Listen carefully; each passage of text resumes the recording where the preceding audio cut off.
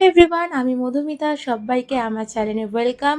তো তোমরা সবাই কেমন আছো? আশা রাখছি তোমরা সবাই খুব ভালো আছো। আমি তেজকে নিয়ে বেশ ভালোই আছি। এটা হলো অন্নপ্রাশনের আগের দিন রাতে, তখন বাজে 11:30। তখন আমাদের জোর কদমে ডেকোরেশন চলছে। আর এখানে আমি একটা মিস্টেক করে ফেলেছি। ওই যে ব্যানারগুলো প্রতাপ সেট করছে, সেই ব্যানারগুলো আমি 3টে টাকা দিয়ে 2টো নিয়ে চলে এসেছি, তাই এখানে আমাকে একটু বকাবকি করা হচ্ছিল। আর এখানে পুরো ডেকোরেশনের আইডিয়াটা ছিল আমার, কিন্তু হেল্প করেছে আমার বর আর আমার ভাই আর আমি। মানে আমি অল্প অল্প কাজ করেছি, ওরা সবটা ভালো করে সেট করেছে, কিন্তু প্রত্যেকটা বেলুন আমি ফুলিয়েছি। আর পরের দিন সকালবেলায় এই তত্ত্বগুলো আমি এই ঘরে রেখে দিয়েছি। এই প্রত্যেকটা তত্ত্ব এসেছে আমার বাড়ি থেকে, মানে আমার বাবা আমার তেজকে এই তত্ত্বগুলো দিয়েছে। আর প্রত্যেকটা তত্ত্ব আমি সাজিয়েছি খুব খুব যত্ন সহকারে আমার তেজের জন্য। এই ফার্স্ট টাইম আমি ওর জন্য বানাচ্ছিলাম পায়েস।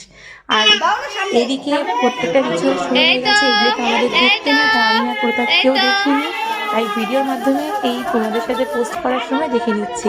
এখানে কিন্তু তেজ বই তুলেছে, মানে বই না, খাতা তুলেছে।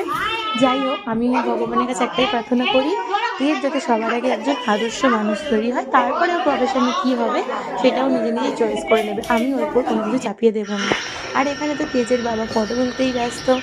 অবশ্য অন্নপ্রাশন বলে কথা, এখানে কিন্তু আমি পুরোটা তুলে ধরতে পারিনি, অল্প অল্প তুলে অন্নপ্রাশন ধরেছি। আজকে। তুমি কেমন ব্যস্ত?